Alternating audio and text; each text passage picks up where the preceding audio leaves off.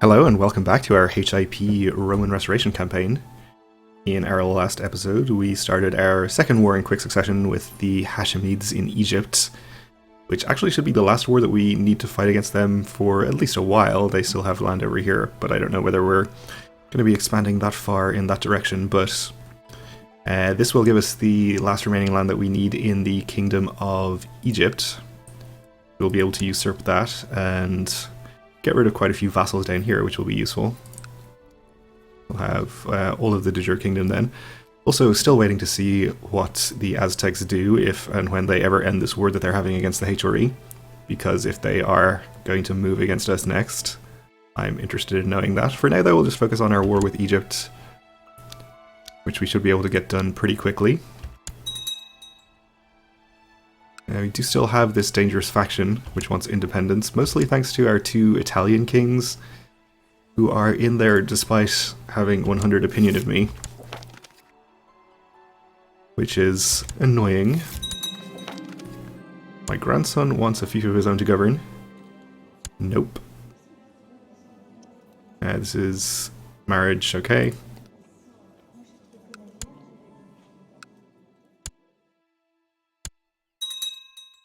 The fact that these kings are constantly in these factions against me is, we did get a few people out there, still over 70 though, is something that is kind of making me want to take the make Rome our capital decision, since part of the reasoning for characters to get into factions is if they're more distant from your capital, they're more likely to want to join factions, I think especially for independence. Which I think explains why these two kings in particular are causing us so much trouble here. So if our capital was in Italy, I think that would calm them down significantly, but I don't really want to do that. Apparently our wife just died, okay. Natural death. Well, I don't think it matters too much whether we have any more children. I guess we should get married to somebody with perhaps good diplomacy, which might help out with this whole faction issue. If we have better state diplomacy. So we'll get the younger character who is not a heretic here.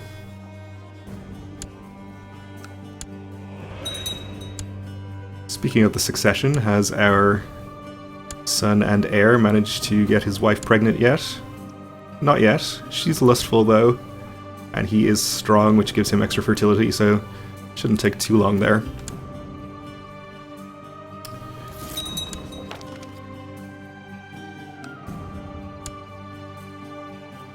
But of course the downside of moving our capital over here would be that our other kings in Jerusalem and Antioch and other places, and soon Egypt, would be therefore more distant from our capital, and then they would be more likely to join factions, so it probably wouldn't actually help us that much. Okay, he's creating things. Let's see, I guess part of the upside is that it would get rid of our Duke of Latium if we had this whole duchy, and he's been a problem as well. Although, actually, now that I think about it, I think we'd probably end up just gaining single holding here. We wouldn't gain the other counties in the duchy, we'd have to manually revoke those, which would be a whole other operation there.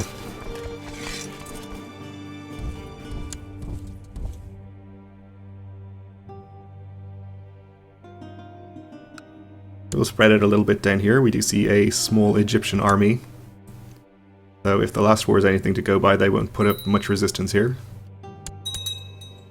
We have a grandson in need of educating. Well, I think we should try to use him for opinion with one of the people in this faction.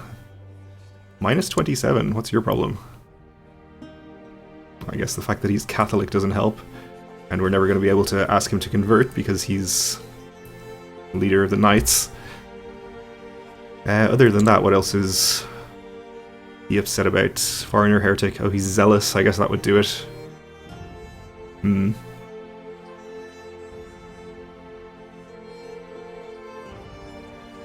Let's see, maybe our Duchessa of Bulgaria could stand to have her opinion improved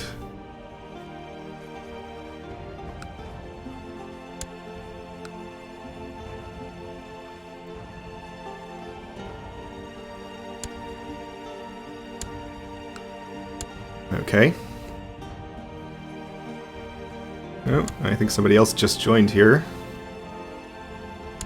Duke of Egypt.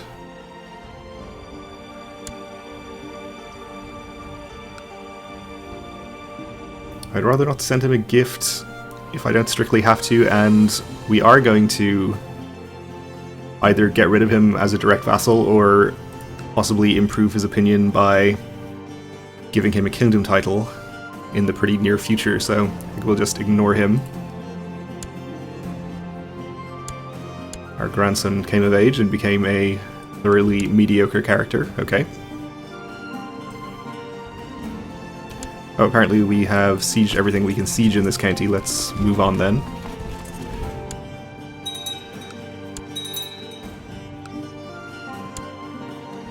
Oh, and our Duchessa of Bulgaria has actually just died. So I guess that takes care of her. Her successor is a big fan of me, so hopefully that means he will not join the faction. Still at 79% there, though. So this grandson can be given to somebody else here. Perhaps this guy?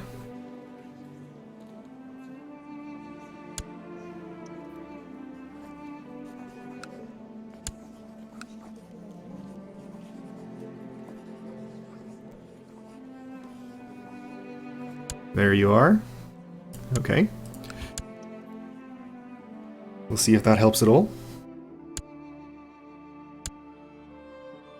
Looks like the Exarch of Italy is at war, so hopefully that means he'll be less likely to actually revolt against me.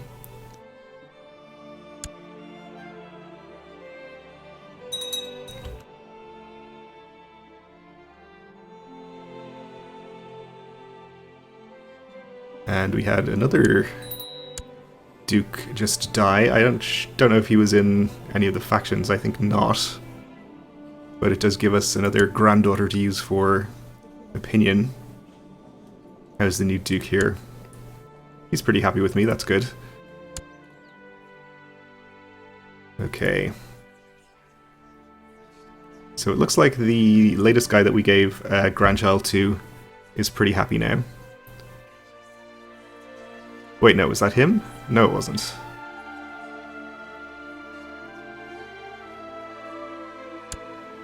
I think we'll give her to Grandmaster Heraklios here.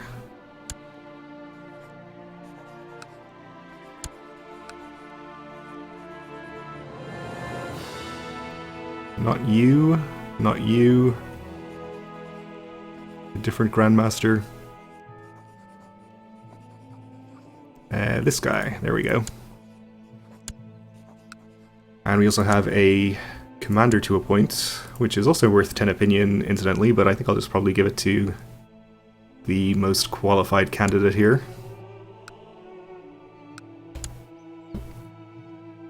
Ooh, something's happened up here.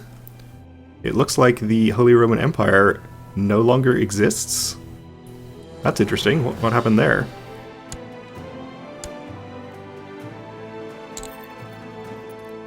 No holder was elected.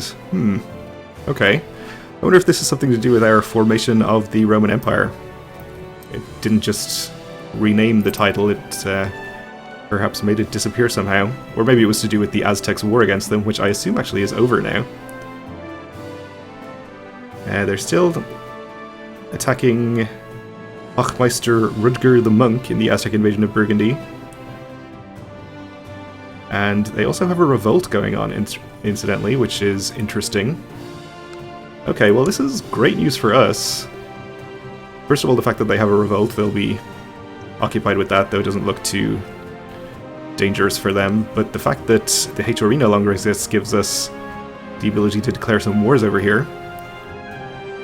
Looks like this land is under Bavaria, as is this, so maybe it doesn't help that much. Most of these are under the same person, though we do have some land up here that is not. Alright, we could declare these wars immediately. Or we could wait till we're done with our Egyptian war. I think we'll just declare them right now.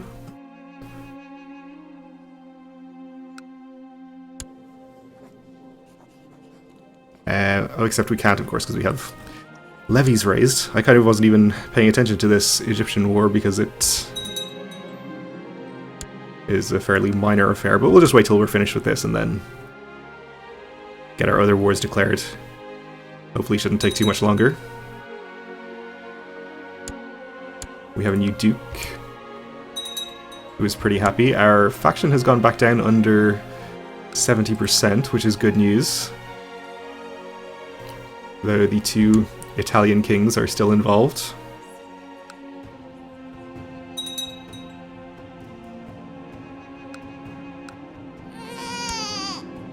Alright, our son and heir had a son of his own, a genius. Actually, also a daughter who is not a genius. So the succession is secure for another generation.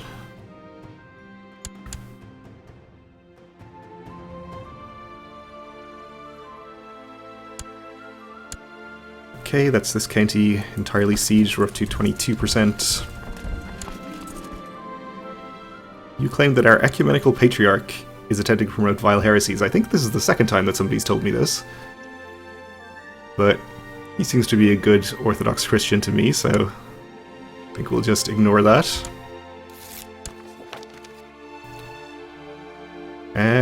Yeah, we'll release a prisoner, that's okay. Oh, my wife is pregnant. Still getting it done at the age of 57. I guess that's not that old.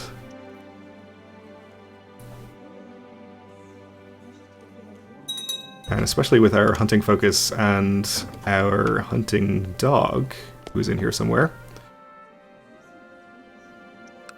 we should be healthy enough to survive for a while here.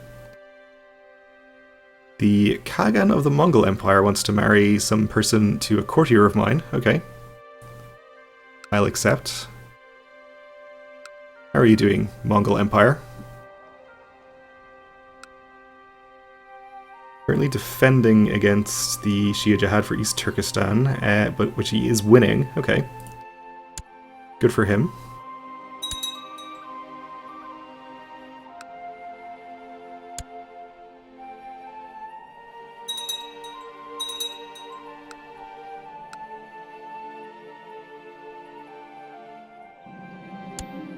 My son wants a fief of his own to govern, which he will not be getting.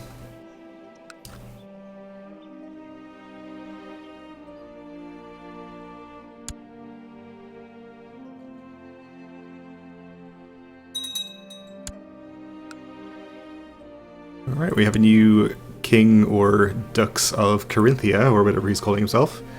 He's at 100 opinion and he's content, so he shouldn't be causing us any problems.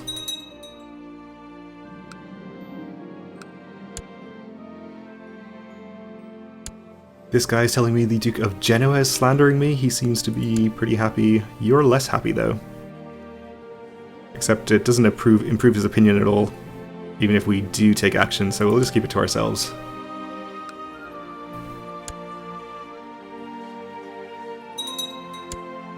And somebody else just left the Independence faction. I think it was the Duke of Latium, actually,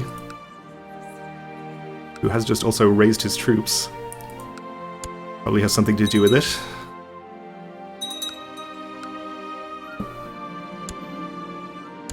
Our son has discovered prisoners. We'll release them and take some new ones.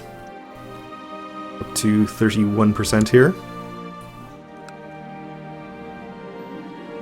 There are rumors that certain tax collectors in my realm are disgustingly corrupt. Unfortunately, I don't have any good evidence to back this up even after a lengthy investigation. Still, the commoners are convinced otherwise. If I don't do something, they might grow restless. But on the other hand, imprisoning officials without cause would be problematic as well. Well, I think we have to do the one that lowers revolt risk, which unfortunately gives us a chance to become arbitrary or paranoid, neither of which I would like.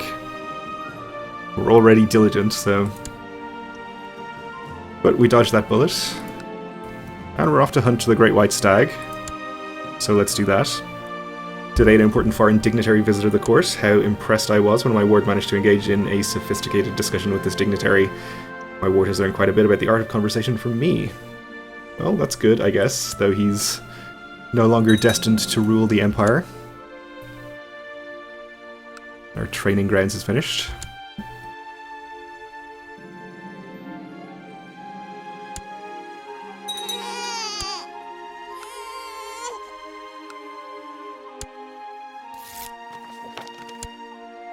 Alright, our Exarch of Antioch had his opinion improved, which is good. Though he wasn't actually in any factions against me, so I guess it doesn't actually help us that much. Though it seems that both of our Italian kings are now out of the independence faction, which is very good news, and does help us a lot.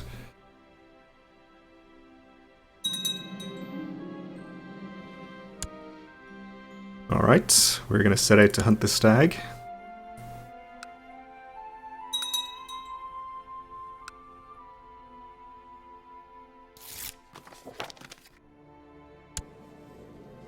And he's up to 67. Guess we'll just leave our Chancellor there. You spend weeks in the wilderness searching for any trace of your prey, but are forced to return empty-handed. You are sure that no one's impressed by your failed adventure. I think we can spare 20 prestige. And we've inherited the Exarchate of Ravenna, okay. And we got some free tech, that's fine, so we need to re-grant this as a viceroyalty. Which unfortunately is going to slightly annoy all of our feudal vassals, but that's unavoidable, I think. We'll just grant it to this guy since he's the youngest.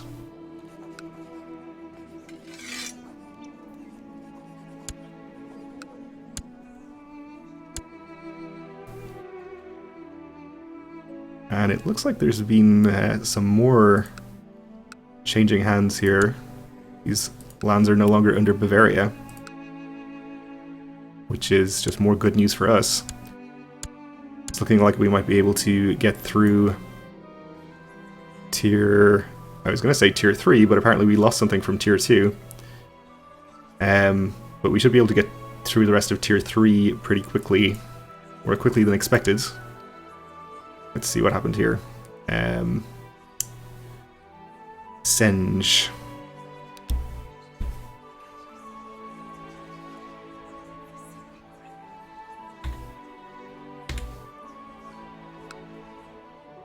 Oh, okay. Yes. I guess I probably should have seen that. This guy might just accept vassalization.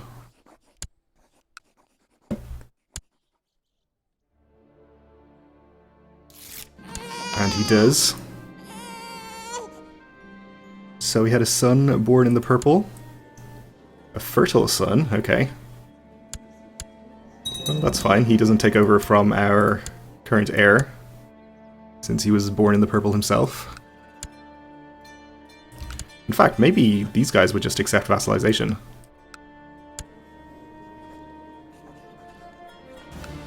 Which would save us a war or two. No, apparently not.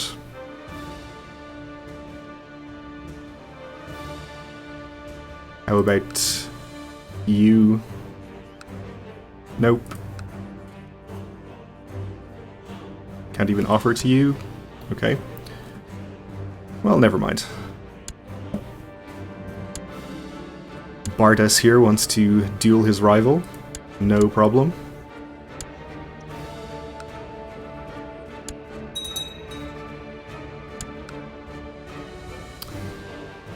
We fully sieged everything here. Don't really want to venture over to the rest of the Egyptian land, so I guess we'll just hang out where we are. In fact, why don't you go down there and speed that up a bit?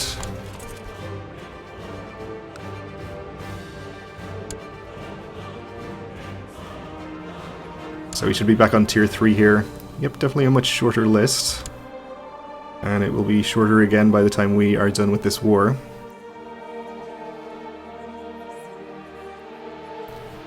But not having to fight 4 or 5 separate wars against the HRE is definitely going to speed things up significantly there.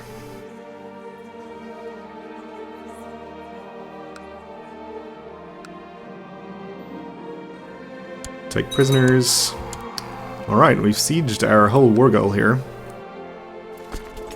So unfortunately that's about all we can do for now. If we're not interested in making the trip across to the rest of the Egyptian territory. Our brother wants to duel his rival. Sure, duels for everybody, go on. Feel free. We have another new duke who is a lunatic with gonorrhea, but for all that is a big fan of me.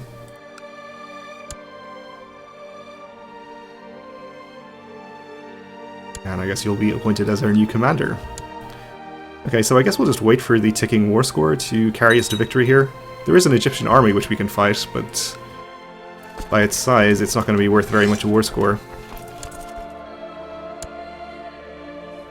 Maybe we shouldn't have our heir in charge there. Don't want him to suffer an untimely death.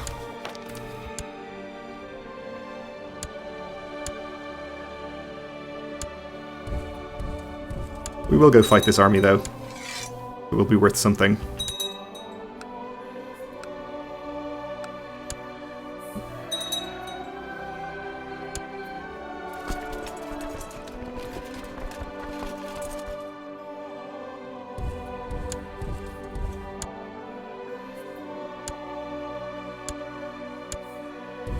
Wow, they took that back extremely quickly.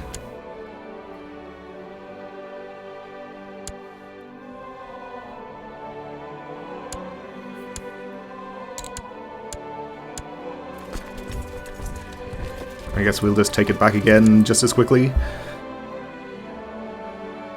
And hopefully be able to chase them down at some point.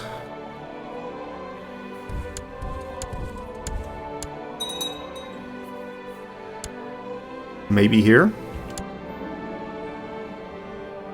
Our Duke of Venice is telling me that our cousin is a treacherous, despicable snake.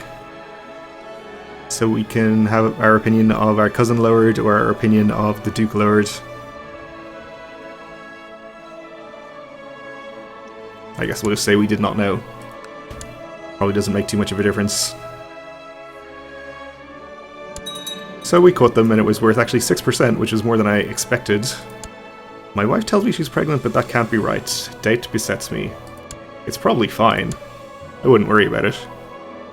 Okay. Well, we are out of time for this episode, so we'll have to finish this war hopefully in the next one and get some more wars declared up here, assuming that the Aztecs don't attack us in the meantime, which could be a bit of a problem. But for now, thanks for watching, and join me again then.